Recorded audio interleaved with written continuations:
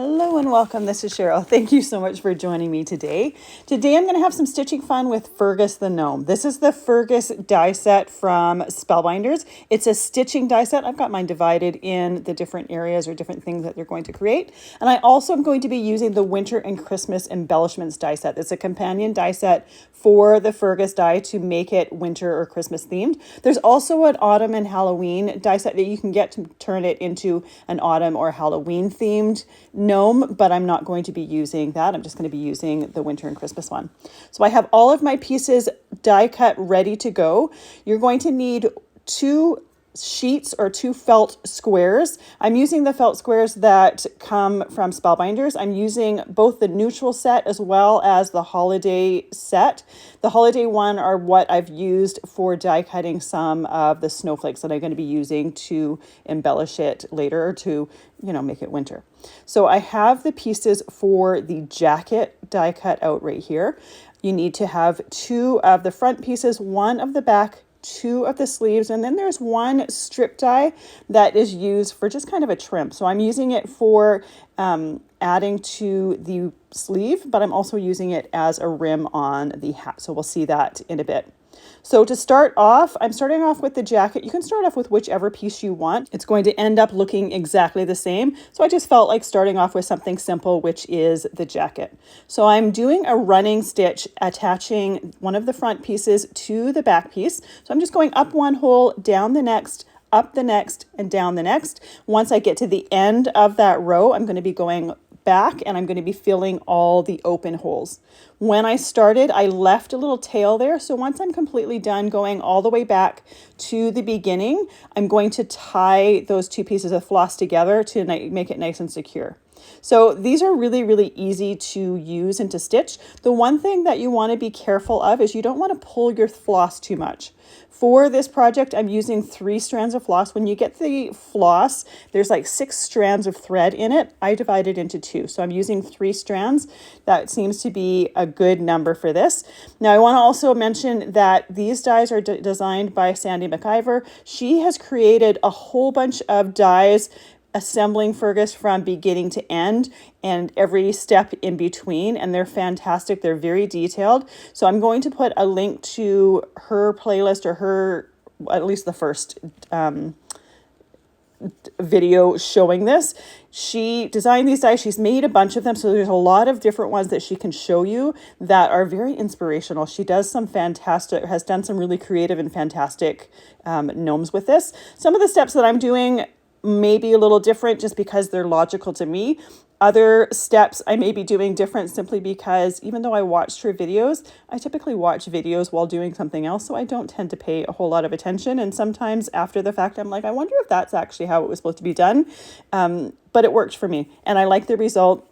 So this is what I am doing, and I do have some steps omitted. So you can see that I showed you how I did that first seam. I did the second seam on the other side off screen, and I did the first sleeve as well as the trim off screen. I'm doing it here now on screen. I tend to don't feel like you don't need to see exactly the same thing repeated. So if you want to see it again, you can always rewind the video and watch it again, but both sleeves are created in exactly the same way. So to start off, I'm using that little trim piece. I cut it in half, 1 for each of the sleeves. You can see that it's longer than it needs to be. Once I'm done stitching it to the sleeve, I will cut that excess off. So I'm starting off doing exactly the same thing as I did for the seams on the side of the jacket. I'm doing a running stitch, going up 1 hole, down the next, up the next, and down the next. I have my holes for this band lined up with the 3rd stitching hole from the sleeve, so it's a little bit from the end. Once I've completed one of the lines of stitching, I will go and do the other line of stitching from the other side of that trim piece. You could also eliminate this trim piece. If you don't want to have it on there, you don't have to have it on there. So my floss that I'm using number 738. It's a DMC floss. I'm using the same color for both the trim as well as the stitching of all the other pieces, even though they're 2 different shades of felt. I was going to use 2 different shades of floss, but then after doing the first line, the color that I'm using is a color between those two, and it just worked for me to not have to change between the different colors of floss, and I like the final result. For gluing the seam of the sleeve, I'm doing exactly the same step as doing the side seam of the jacket. Now, when I die cut these pieces, sometimes you have a little bit of floss left over in the holes. I like to use a die pick or one of my stitching needles to poke that piece out to make sure that there's no felt pieces in there. It just makes it easier while you're stitching to be able to see right through to know exactly where those holes are. Now, as you're working, you kind of get to know how much space is between the holes, so you don't have to flip it over quite as much as I'm doing here at the beginning. You kind of get a feel for it, so you stop needing to do it. But it's always a good idea, especially when you're starting out, to flip it over, make sure that you're putting that needle through the hole. It just makes the stitch is nice and neat looking, and of course we want it to look nice and neat once it's done. Now, when I first started gathering supplies for this, I thought this gnome was going to be like a foot tall. I hadn't looked at the die pieces yet. I just made an assumption based on a picture. It ends up being about 6.5 inches tall. So it's a really nice size for doing decor. Now, Sandy says she created these because she likes to do little tiered trays with decorations for the different seasons. And she wanted a gnome or wanted this to add to these tiered trays. So it's a great way just to add to your decor. I'm doing this one here on screen with felt. I did one off screen with some cotton, with a printed cotton, because I thought it would look really cool for the jacket to have a print to it aside from the felt die cuts from the autumn and Halloween or the winter and Christmas embellishments die set. So I'll show you that at the end of the video. I have to say though, doing it with the felt is much easier than doing it with the cotton. The needles that I'm using are rounded needles, so they're a little bit dull, so the needles have a harder time going through the cotton than they do through the felt. And even like for the band on the sleeve, there's not stitching holes on that band on the actual sleeve part, so you're just going through the felt. I didn't have any problem with the needle going through just the felt. So just know that if you want to change it up and change it to do cotton, I would change up the needles that you use and use some sharper needles if you are wanting to stitch through them for some of the embellishments or for that trim. But you'll see that one later on. So while my jacket is done, I'm going to put on some of the snowflake die cut. So there's 3 different snowflake die cut sizes to choose from. This one here is the largest in my die cutting, and this is when I had assumed that the gnome was going to be about a foot tall. I assumed I was going to be putting them on the front of the jacket, but it's just too large, so I'm only putting one on the back of the jacket. And these pieces, even though they're intended to be embellishment pieces for Fergus the Gnome, they would easily make fantastic embellishment pieces for other card making projects. So they don't need to just necessarily be for this particular project. I am using my Barely Art glue in my fine line bottle to glue these snowflakes to the jacket. You could also stitch them if you want. Sandy in one of her videos mentioned that Spellbinders got in some really tiny buttons that also look fantastic as accent pieces in the center of the snowflakes or of some of the other embellishment pieces. So if you want to add those tiny buttons, they're a great way to do it too. So with my jacket done, I have it set aside to completely dry. And I'm going to be working on the body, the base of the body. So for the base of the body, there's this long triangle shape. You need 2 of them, one for the front, one for the back. And then there's kind of a rounded diamond shape, and that is going to be the base of the body. But first we need to sew those 2 triangles together. So I am doing the exact same stitch as I did for stitching up the side of the jacket seam as well as the sleeves. I'm doing the running stitch, so I'm going up one hole, down the next hole, up the next. I'm going all the way from one end of that stitching line to the other, and then I'm going to be going back and filling in all of those stitch openings. So I'm doing some of this off screen because again, it's very repetitive. This is the end of that seam. I'm still doing that running stitch. I haven't filled anything in yet, but the stitching goes really quite quickly once you start to get a feel for it. And like I said before, if you take the time after die cutting to make sure that there's no felt in those hole openings, you can see through them so much better, which also makes it so much easier for sewing. And again, you don't want to pull too hard, but you do also get a feel for how much you can pull. I don't find that I had to be quite as careful with these as I have had with other stitching dies in the past. Partly, I think, because when I'm pulling that thread, I'm pulling it up. I'm not necessarily pulling it out. So I didn't find that I had any times when that felt pulled through. If you're pulling it to the side and you're pulling it too much, that felt is just kind of woven together. It's not like, it's not, there's nothing holding it together. So you can pull your stitch right out of that felt. So that's why you want to be careful. Once again, for this, I had a little tail at the beginning. And once I got to the end, I tied those two tail pieces off to secure them. And now we're ready to attach the base of our body. So once again, I'm using that same floss, and I'm going to just put a little bit of a knot there just so that I don't accidentally pull it. Mainly because I here have, I'm putting a diamond shape on these two bottom pieces. So it's just a little bit more awkward to be holding them together. So I don't really have some extra fingers to hold that tail. So I did put a little bit of a knot. There is, it's going to secure it. So just like the sides of the body, I want to make sure that I can see right through those stitches, see right through those holes to know exactly where they're going. However, because this shape is a little bit more awkward, I don't have the entire thing lined up together. So I'm only lining up a couple stitches at a time.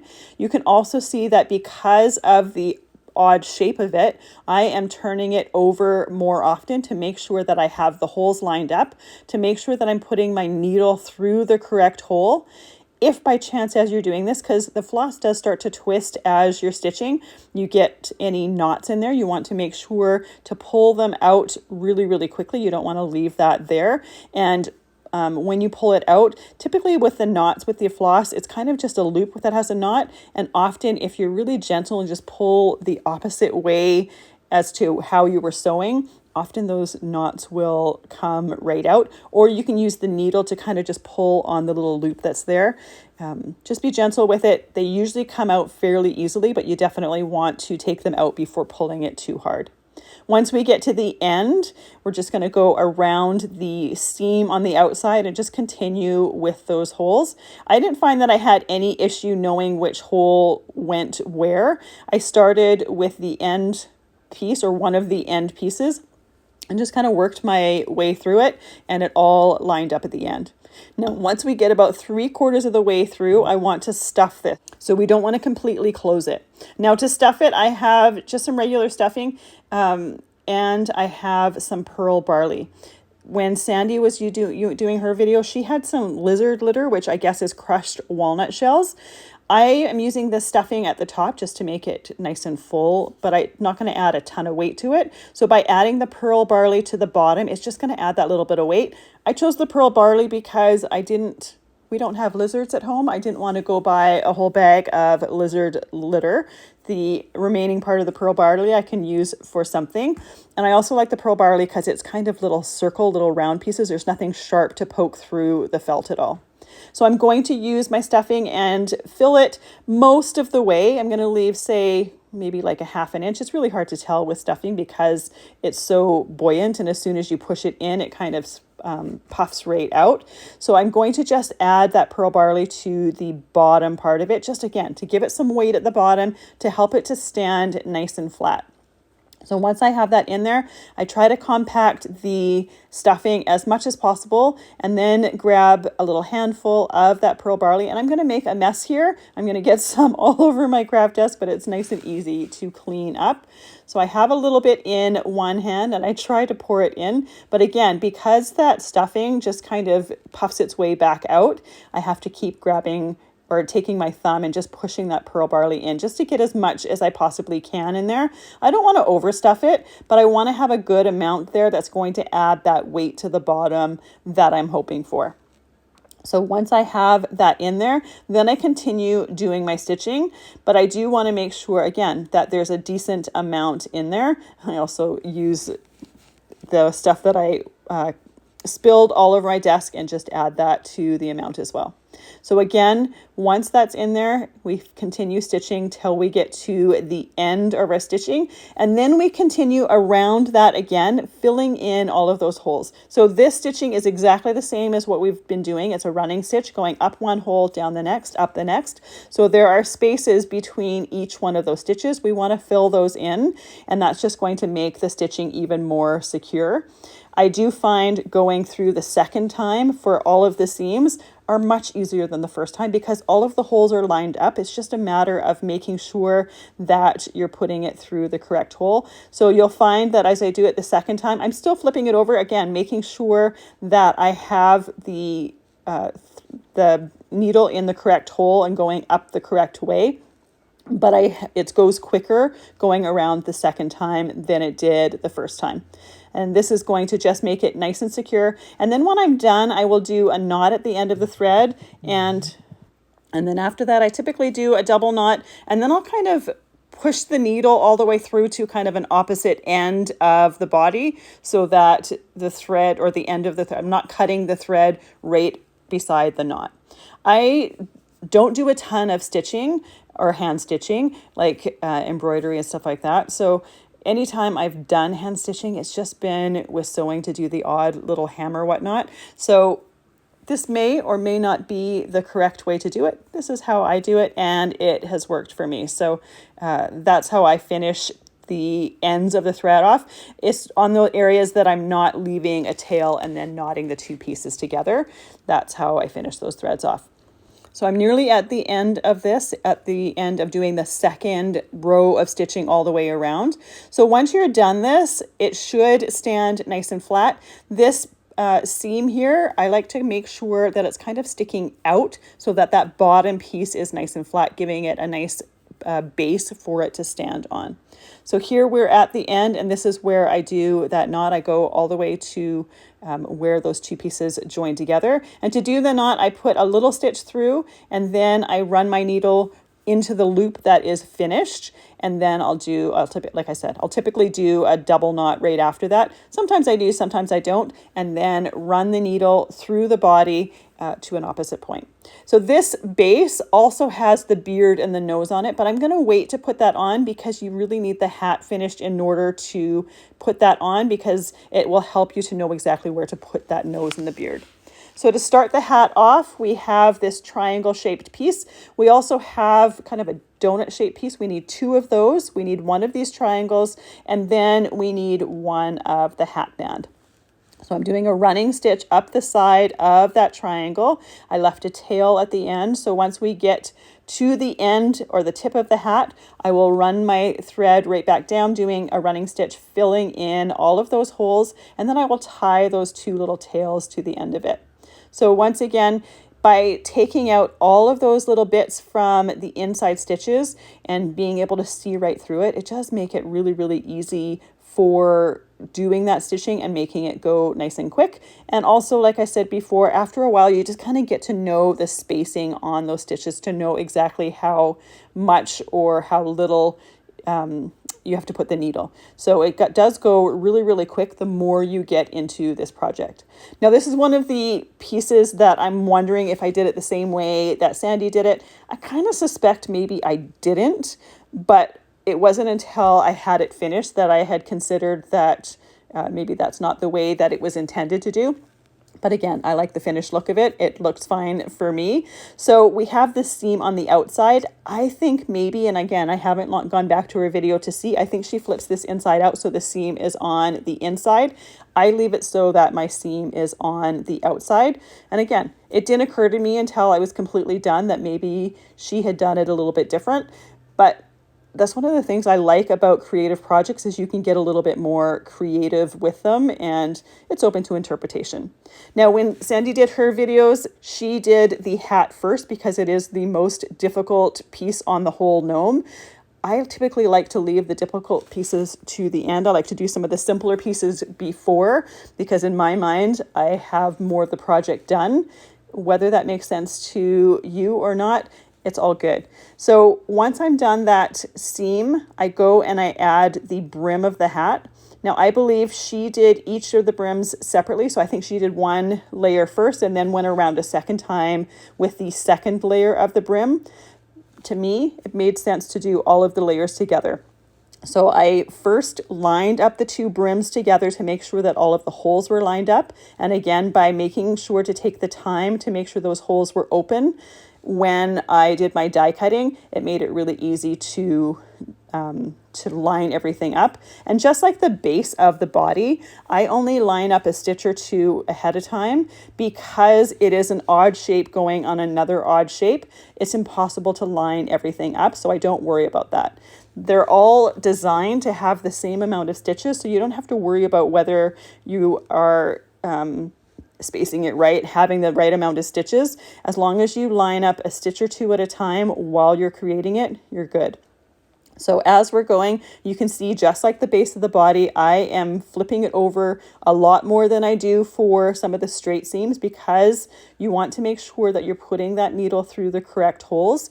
And it does make it really easy, or a lot easier, by having those holes die cut in those pieces to know how much space to leave. If these holes weren't die cut in these pieces, it would be a lot harder to make sure that you had the correct spacing or the correct tension on your felt pieces here. Because the holes are in there, you know that you're doing it right, as long as you don't skip one of the holes on one of the sides. As long as you've are catching every single one of them, you're good to go. So just like the base of the body, the stitching here is a little bit awkward at first. Going around the second time to fill in the openings is a lot easier than the first way around. So just like the base of the body, we're doing that running stitch all the way around here first, and then once we get to the end, we're going to go back around and fill in all of those openings. So I'm going up one hole, down the next, up the next, down the next. So when you look at it, it kind of looks like a dash. So there's a stitch, and then there's an opening, and then there's a stitch, and then the opposite side is the opposite way. Where there's an opening on one side, that's where the stitch is on the other one. So when you fill in the holes on the second time around, it's filling it in for both sides. So at the end of that first line of stitching to do the triangle part of the hat, or the tip part of the hat, I didn't tie my threads off here. I just went right away into that brim of the hat. So you can see that I have my floss, or that little string of floss there sitting there. I will tie it up at some point. I don't remember if it's right after I do the brim or if it's after I think it's after I do the brim. Because I had a lot of floss left over from doing those seams, I just figured I might as well leave it on there, not cut it and start again. I might as well start and do the brim right away rather than cut it off, knot it, and then start again. That may not be the way that you do it because you may not have used as much floss as I did when I started. Typically, I try to make sure that I have a lot of floss because I don't want to run out. If you happen to run out, it just makes it an awkward area where you're going to have a knot. So it's always nicer, especially for this particular type of project, to have that extra floss and make sure that you are going to go all the way around. So once I get to the end, I have lots of floss still here. So I'm going to do the blanket stitch around the outside of the hat. So I ran my floss between those two layers of the brim. And as I'm going around, I am pushing my needle from the bottom to the top, and then I take that needle and put it through the thread tail that is left from the past stitch. The first stitch I do it looks ugly. It's not a complete stitch at all, but once we get all the way around that brim, I'm going to catch that thread, and then you're never going to be able to see where the end of that floss is. So when you're doing the blanket stitch here, you do want to try to make your stitches as even as possible. So you want to have the spacing as even as possible, and you also want to have the distance from the edge of that fabric as even as possible. And by doing this, we are securing those two brims together. We're using that blanket stitch to tie them together. It also adds a nice decorative edge around the outside. if you're the closer your floss is to matching the color that you're stitching, the easier or the more forgiving it is. My floss is just a little bit lighter than this brown. This was the closest that I had to it. And I had already procrastinated on this project enough because I was a little bit nervous about a 3D felt object when I started. It was totally fine. I had no reason to be nervous, but I tend to get in my head about things sometimes. Once I got to the end, I just put the thread through those two brims, and then that's when I tied the little threads off to make them nice and secure.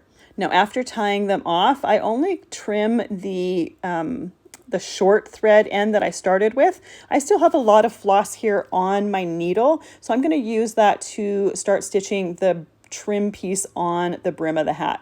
So this, just like the trim piece on the sleeve, is a little bit more challenging, as in there's not stitching holes in the hat piece to match up. So once you're done your stitching here, if you're looking at the inside, your stitching may not be as perfect as the areas that have those holes to be able to match up the different holes and have that perfect spacing. So you may not have the perfect spacing on the inside. However, I highly doubt someone is going to look on the inside of your hat to make sure that you had perfect spacing of your stitching. If you're giving this to someone and they're doing that, then they're definitely not appreciating the work that you put into it.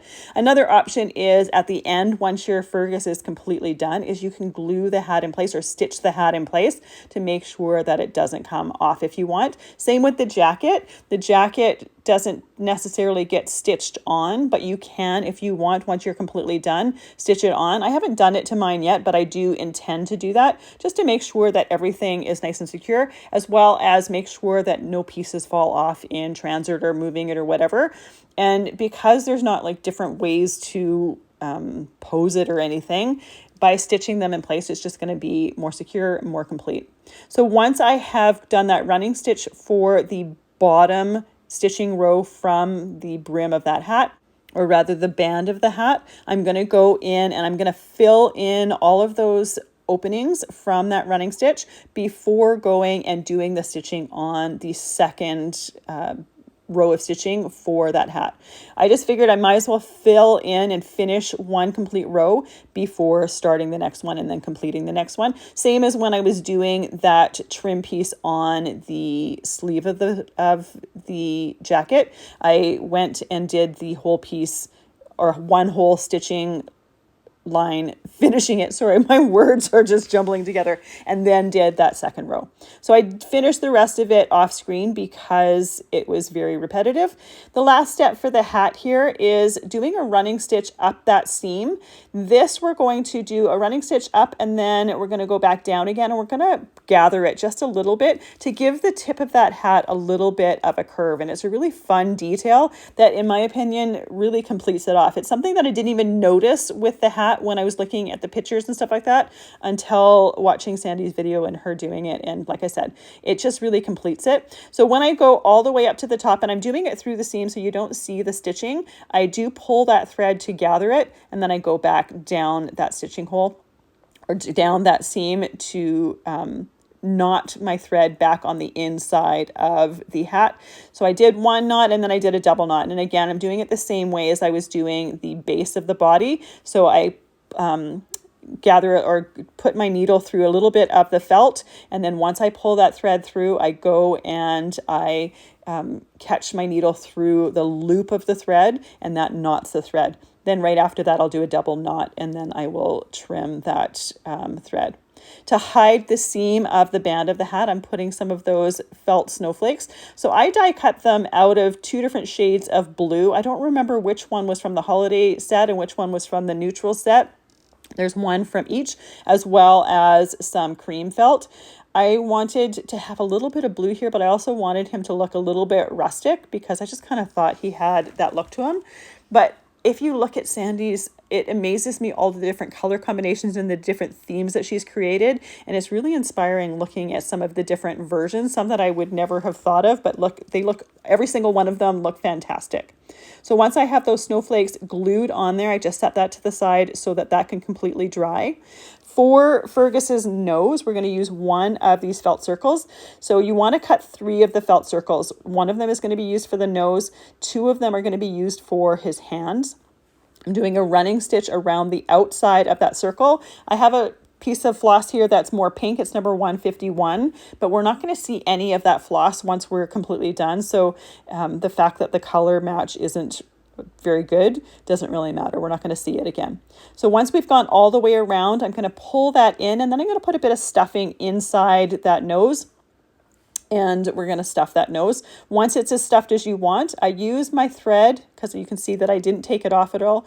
I'm using it to close the opening for the nose there. And I'm going to be stitching across it a few times in different directions, just to kind of make it more of a ball and just to kind of seal that batting in there.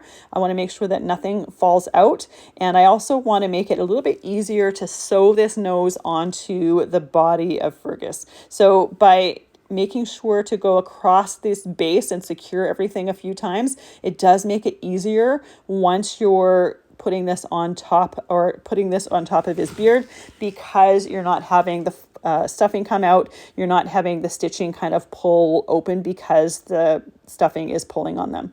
So I go over it as many times as you need till you get the look that you want, until it's as secure as you want it to be. There's not really a certain number here. I actually didn't count how many times I did it. I just did it until it just kind of felt like it was done. Next, I'm going to put the hat onto the body, and then that helps me decide exactly how far down to put that beard. There are two different pieces to the beard. One's a little bit smaller than the other. You're going to put the smaller one on top of the bigger one. I'm using the same floss that I just used on my nose. We're not going to see any of this, so it doesn't really matter if it's the exact same color or not. You could, if you wanted, if you preferred, switch to a lighter cream colored thread, because the beard here is a cream color. If you wanted it to match, that would work as well. So because I already had the floss on the nose, I figured I might as well use two birds, one stone, and attach it with the same floss without cutting it off. And again, just a reason to not have another knot. So I put the nose where it's supposed to go, and I run the needle through the body and the beard, and then through the nose. And I do that a couple times in different directions until I feel that is completely secured. Once it's completely secured, I put the floss to between the beard and the body, knot it a couple times, put my needle through the body to make sure that the thread is gone through the body of it and is trimmed off there. Now we can add the coat, and you get a little bit of an idea of what the finished look looks like. So the other two pieces for the hands, you can leave them the size that they are, but when I was doing the other one, I found that they were just a little bit too big. So I opted to take my shears and just trim them down a little bit. So I just trimmed, I want to say maybe like 1/8 of an inch off of each one of them. And then we're going to do that running stitch that we just did with the nose, but this time we're not going to fill it with any stuffing. We're going to leave it without anything on it. So I'm doing the running stitch around the end. I'm also going to be doing a little bit of securing of that gathered piece, but I'm going to do it differently than the nose. I'm just making sure that that gathered piece is basically as tight as possible. We're going to insert this into the sleeve, and you could use some floss to stitch it if you wanted. I chose to use my Barely Art glue with a fine tip bottle and just squeeze that fine tip in there in several different places, and just squeeze some glue in there to secure it that way. That's what worked best for me. For me, I thought it was going to be a little bit awkward to be stitching that in place. And to be honest, I actually don't know what Sandy did, because I didn't see the video on that part. So she could have done it completely different than me. And I would recommend checking out her videos as well as, this one you're already checking out. But I always find that seeing different people do things in different ways, to me, it's helpful, because then you can choose which way seems most logical to you. Sometimes what's most logical to one person isn't logical to the next person. Sometimes seeing it in different ways, you can come up with a hybrid of the two that works for you or whatnot. So I always love seeing different ways things are done, because everyone's brain works a little bit different. And sometimes what one person does doesn't make any sense to someone else, and someone else can do it completely different or similar, but just a little bit different. And that's the way that makes the most sense.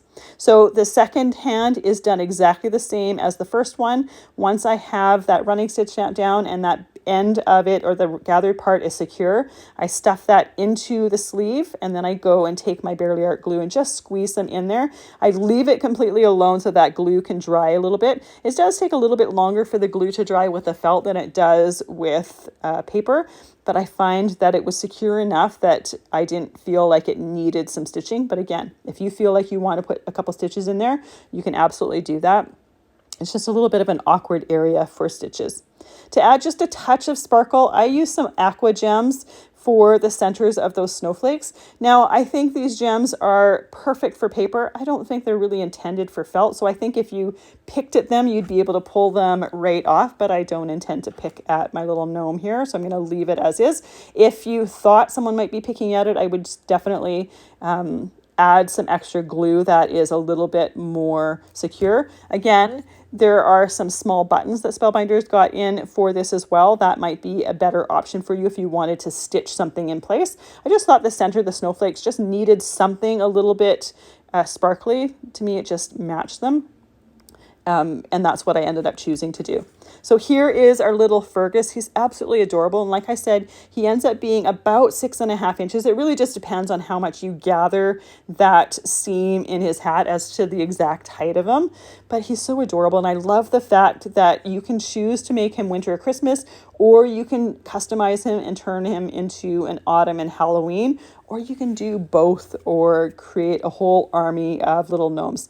Just so fun to be able to use the felt that we use with stitching dies and create a 3D object that you can use for decor. So here is the one that I did off screen with some printed cotton. The hat is not done with printed cotton. The hat is just like a solid cotton, and the base of the body is done with some yellow felt.